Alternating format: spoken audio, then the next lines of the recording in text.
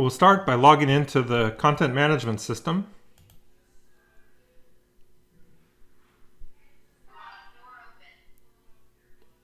As you can see, there's a dashboard that lists the contents, the care plans, and a bunch of other items. From here you can click on Content.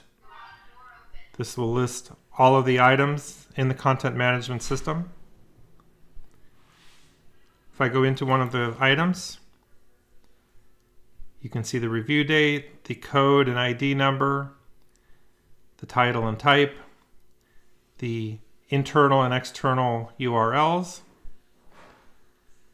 and then also the metadata.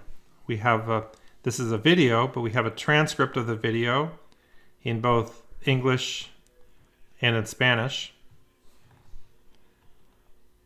We also have the metadata over here, which describes the type of asset that this is. So it includes what level, the category, the coaching plan, and the care plan that this video belongs to. If I go back here, I can filter by care plan. If I'm looking, for example, for the cardiac rehab care plan, I can select that. And of course, if the patient actually has multiple conditions and needs multiple plans, it's designed to be modular. So if the patient has diabetes, for example, if they've had a stroke, then the plan can build upon itself. Can also go to different categories. So if we're looking for, say, blood pressure content, you click here.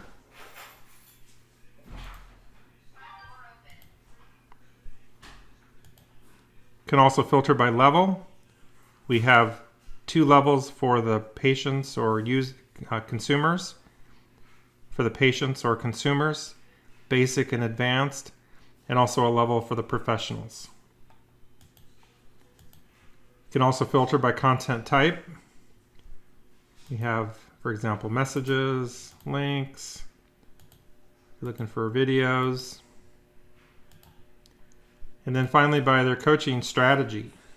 These are not labels of individuals, these are labels of the coaching strategy to be used. So we have a basic, a director, an expert, a listener, and a motivator level. And these just configure the care plans in different arrangements with different types of assets, at a different pace, with different types of materials, designed hopefully with a plan that will resonate best for an individual. Finally, you can go into each of the care plans. You select the plan, and it'll allow you to step through each plan. So day by day, you can see what activities are associated with each day. As you can see, the first day of the week is much more front-loaded with activities than other days. This gives you a sense for how the plan is structured.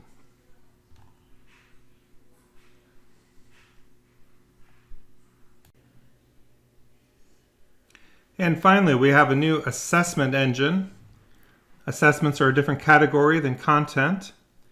So we have pre-built assessments. We have a grouping category. So if you need to track the risk level, what condition does the individual have? That's an example of an assessment. We can track symptoms, for example. And these branch. We have the question view. You can also go into the JSON view and get the code, pull that out for the assessment. We have a blood pressure plan assessment. Of course, we can measure the blood pressure as numeric values, but then also allow the person to evaluate how they're doing on that particular topic.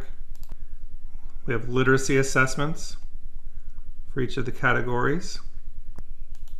And the cool part of this new feature is we can also add new assessments. So let me give an example here.